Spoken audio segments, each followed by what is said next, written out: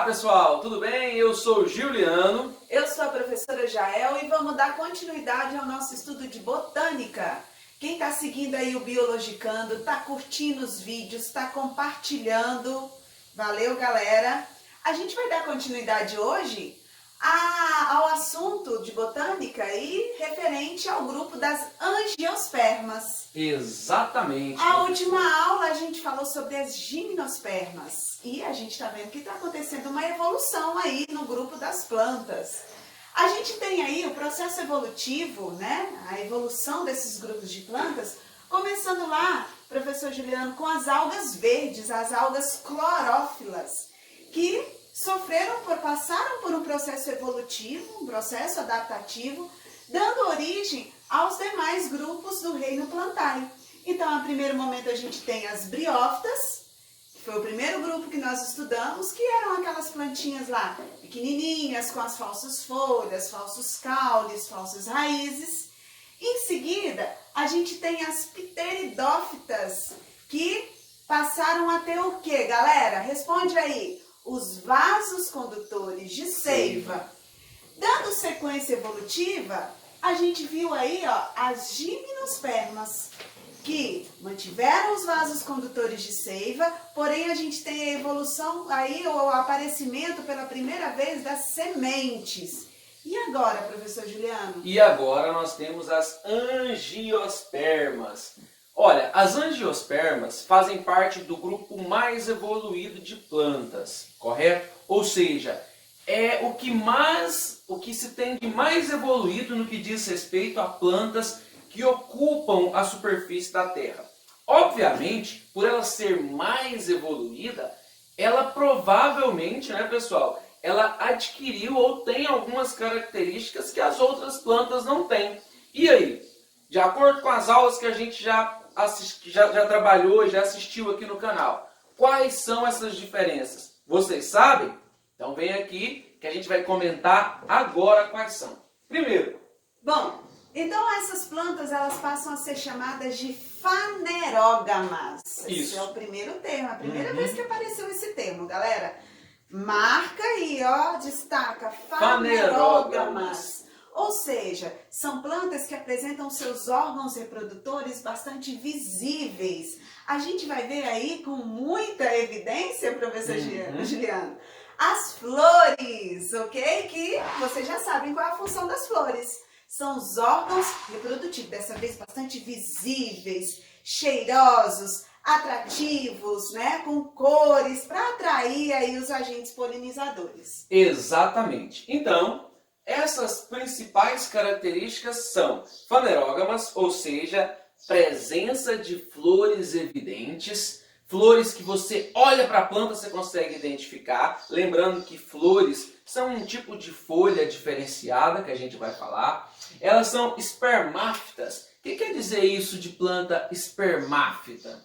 Plantas espermáfitas são plantas que têm uma semente, certo? Protegida por um fruto. E essa semente, ela vem desse processo de polinização da flor. Elas têm, como a gente já falou, semente protegida por frutos e também possuem cores bem vivas, essas flores, muito vivas para poder atrair. Ontem a gente estava assistindo aqui em casa Bee-Movie, e no filme Bee-Movie, a história de uma abelhinha, mostra, né, a importância dessas flores. Quanto mais bonitas as flores, mais exóticas as flores, mais atrai os animais. E estes animais vão trabalhar no processo de polinização, não é isso?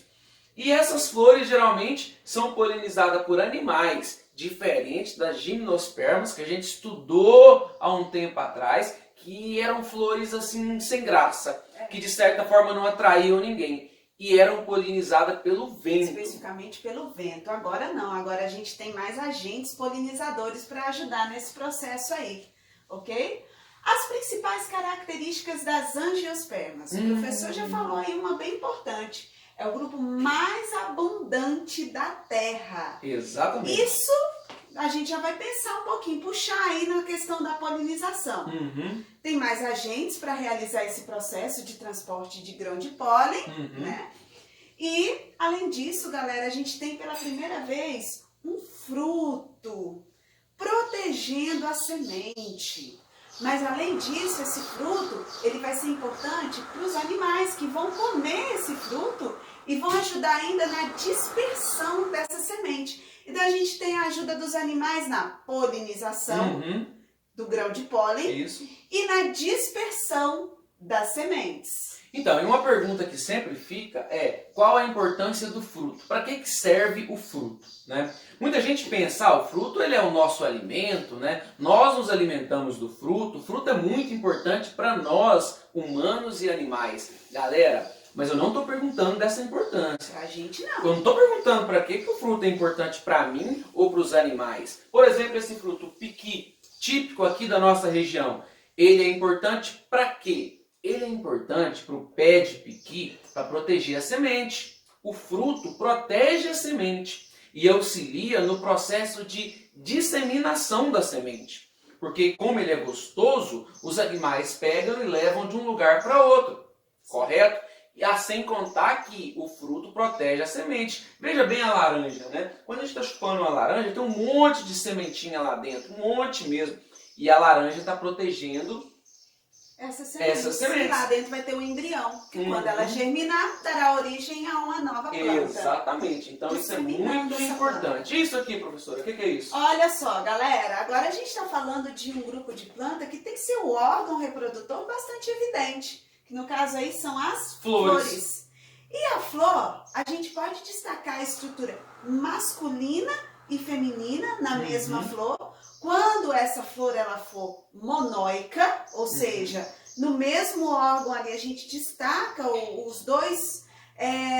as duas estruturas reprodutoras, ou a gente tem flores dioicas que apresentam uma flor ali só com a estrutura feminina ou só com a estrutura masculina. E quais são essas estruturas masculinas e femininas? Vamos falar um pouquinho sobre isso? Vamos lá então falar um pouquinho sobre isso. As flores, deixa eu dar uma olhadinha aqui, não, nesse aqui. Nas flores, nós temos a estrutura masculina, que nós chamamos de androceu. Sim. E uma estrutura feminina, um complexo, na verdade, chamado de gineceu. Vou colocar esse nominho aqui embaixo, aqui, porque ele é extremamente importante. Estrutura masculina, androceu. Vocês lembram que lá atrás, nas briófitas, a gente falou de anterozoide? Pois é, tá vendo? O nome não varia muito, certo? Só aconteceu algumas adaptações por causa do grupo de planta. Mas a estrutura masculina é o androceu e a estrutura feminina é o gineceu. A parte feminina vai gineceu. Muito bem. Olha só, a gente tem aqui uma flor, que a gente identifica essa anatomia das estruturas da flor. Isso. Onde a gente tem aqui esse pedacinho do caule ali, que chama-se pedúnculo, que vai estar de encontro à flor. Isso. A gente tem aqui, olha só, a parte verdinha, essas pétalas verdes, né? Essas estruturas verdes que a gente chama de sépalas. E a parte colorida, essas folhas, como o próprio professor Juliano falou, as folhas coloridas, né? A gente chama de pétalas. E um conjunto de pétalas vai formar o que a gente chama de corola. E é o que vai atrair, vai ser os agentes polinizadores, a estrutura que vai atrair os agentes polinizadores. E a gente ainda vê aí melhor, olha só, na próxima imagem, as estruturas femininas e masculinas. Olha só. A gente tem aqui, eu vou falar do feminino e você fala do masculino, pode ser? O gineceu, né, que é composto por algumas estruturas, que é essa parte do meio aqui da flor, olha só, é o gineceu. O gineceu conta, atenção galera, com o estigma, que é essa parte de cima que a gente chama de estigma, um tubo que a gente chama de estilete, que vai ser muito importante no momento aí do encontro desses gametas, para promover o encontro dos gametas. E a gente tem no final do estilete, olha só, galera, ovário e o óvulo, coisa que lá nas gimnospermas não tinha o ovário, só tinha óvulo. Agora a gente tem, ovário e óvulo. E todo esse conjunto forma a parte feminina da flor, que a gente chama de gineceu. Gineceu. Agora fala um pouquinho aí pra gente do androceu. Deixa eu falar uma curiosidade antes de falar do gineceu. Olha só, a gente falou que o conjunto de pétalas é chamado de corola. E existe um carro, na verdade, um carro japonês chamado de Corolla. Sabe-se que o Japão é um país que gosta e que preza muito pelos vegetais. E o engraçado é que as duas marcas japonesas têm nome de planta, você sabia disso? No caso, o Toyota, que tem o Corolla, que é o conjunto de flores, pétalas, né? E a Honda. Vocês sabem o que quer dizer Honda? Honda é a flor do arroz, correto? Que é o alimento mais comido no Japão também. Biologicano também. Biologicano também, tá vendo? Cheio de curiosidade. Então vamos lá, vamos falar do androceu. O androceu é a estrutura masculina das plantas. E como sempre, a estrutura masculina é a estrutura mais simples, correto? A estrutura masculina, pessoal, ela geralmente quando você pega uma flor, todo mundo já deve ter pego uma flor, você rasga a flor, você vê que tem umas espécies de uns filetezinhos assim, com uma pontinha, né, como se fossem uns cabelinhos dentro da flor. Certo? Todo mundo, eu acredito, que já não fez isso. Se nunca fez, tenha curiosidade de um dia de abrir a flor que vocês vão ver. Aqueles fiozinhos que sobem fazem parte da estrutura masculina, certo? Aquele fiozinho, ele é chamado de filete, certo? Ele lembra um fio mesmo, é chamado de filete. E na ponta desse filete tem uma estrutura um pouquinho maior chamada de antera, tá bom? Então, esse androceu é formado pelo filete e pela antera. E é ali que é produzido os grãos de pólen, beleza? Que nós vamos falar agorinha para vocês. Então, esse conjunto de filete mais antera, que são vários, né, fiozinhos, como você falou, a gente chama de androceu. Vamos lá, professor. Vamos lá. Olha só, aqui nós temos só para poder visualizar melhor o que são as sépalas, certo? Sépalas é aquela estrutura na qual a flor parece que ficou encaixada, inserida, né? São folhinhas que abraçam a flor que tem como função proteger essa flor. Aqui visivelmente a gente vê esses androceus, olha só, é onde a gente vai ter a formação dos grãos de pólen. E aqui, olha só, o gineceu. A parte de cima, que é o estigma, tem como se fosse uma colinha, um velcro, que vai permitir que o grão de pólen se fixe ali na hora da polinização. Professor, uma dúvida que é interessante, que sempre cai nas provas. Se vocês analisarem uma imagem de uma flor, vocês vão ver muito mais estruturas masculinas do que estrutura feminina sempre. E eu já vi várias questões perguntando isso. Por que eu tenho mais estruturas masculinas do que estruturas femininas? Gente, presta atenção. Isso é simples. É pelo fato de que se perde uma quantidade muito grande de grão de pólen. Olha só, até nós, animais, nós produzimos uma quantidade muito grande de espermatozoide por óvulo. Nas plantas, que nem dependem delas, essa quantidade e essa proporção tem que ser ainda maior para evitar perdas.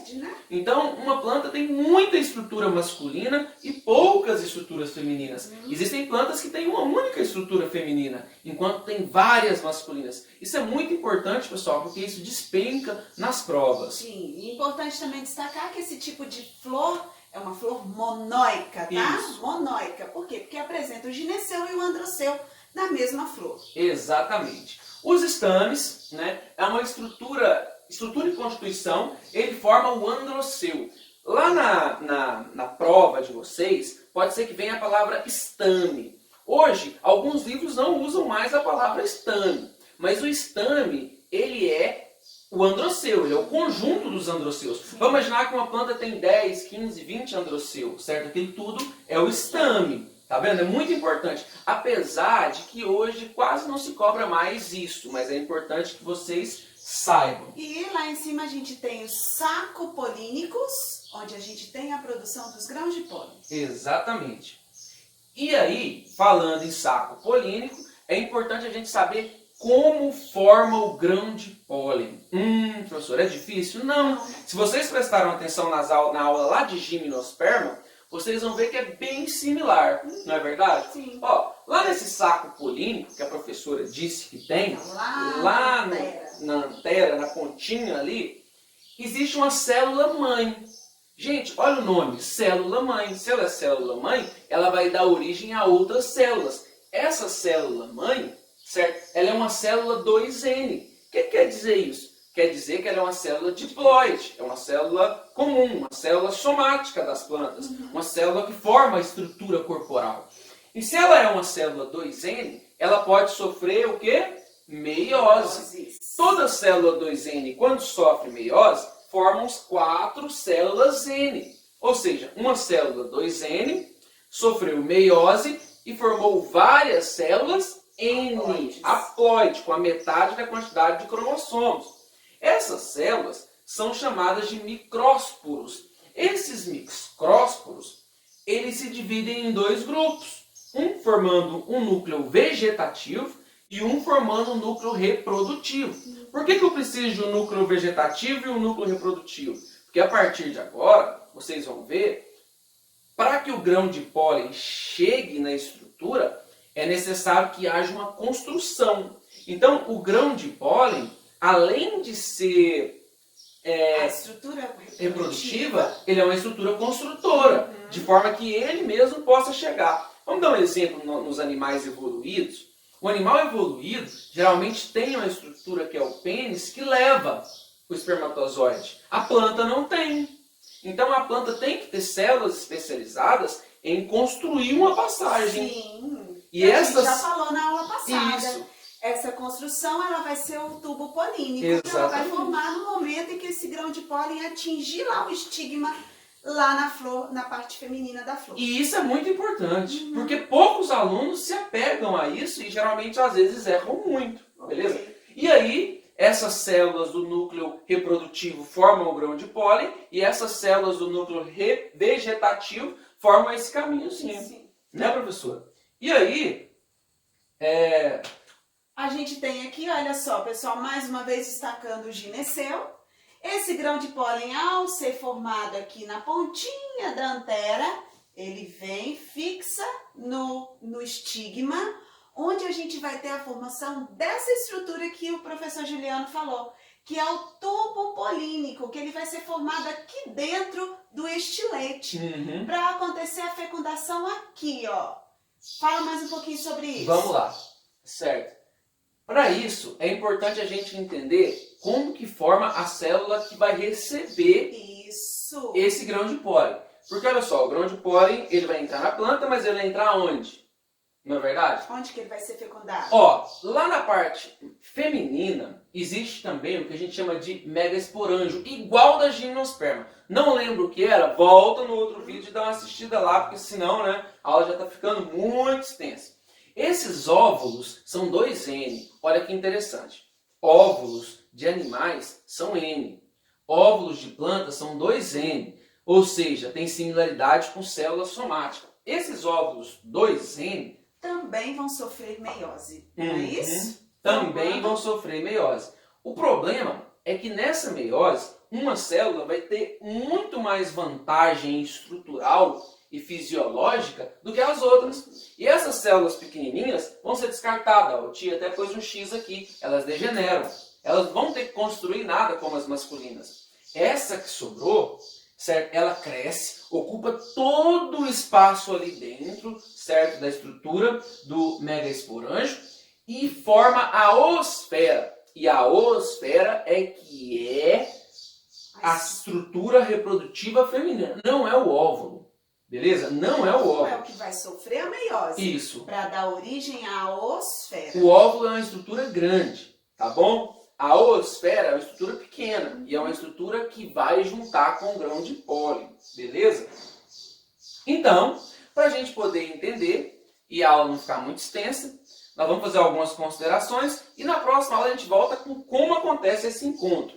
Vamos lá então. Um óvulo maduro, ele contém o gametófito, denominado de saco embrionário, certo? Então, o óvulo, ele tem um gametófilo lá dentro, que é o saco embrionário. O que é um saco? Um lugar onde você põe alguma coisa. Então, não está difícil dos meninos aprenderem. O saco. é o lugar onde você põe uma coisa. O que será que a gente vai põe? estar dentro desse saco embrionário? Então, a gente teve lá o óvulo sofrendo a mitose, formando a osfera. Isso. Essa osfera ela vai estar dentro desse saco Dentro do embrionário. saco, exatamente. E aí, a gente tem a micrópula, que é a abertura do óvulo, onde vai ocorrer a penetração do tubo polínico no momento da fecundação, tá? E tudo isso a gente precisa de quem? Dos agentes polinizadores. Que entra aí, olha só, algumas formas de polinização. A anemofilia, que é a polinização pelo vento. Muito bem.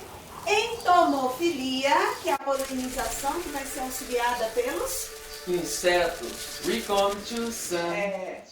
Ornitofilia, que é a polinização, alguém sabe aí? Alguém chutaria? Ornitofilia? Pelas aves. Isso. E a quiropterofilia? Que é a polinização pelos morcegos, que são os quirópteros. Então é isso aí, pessoal. Espero que vocês tenham gostado, espero que vocês tenham aprendido. Deixa o like aqui embaixo, deixa os comentários, as dúvidas. Clica na nossa página lá no Biologicando no Facebook e vem com a gente. Um abraço, até mais. Até a próxima aula, galera.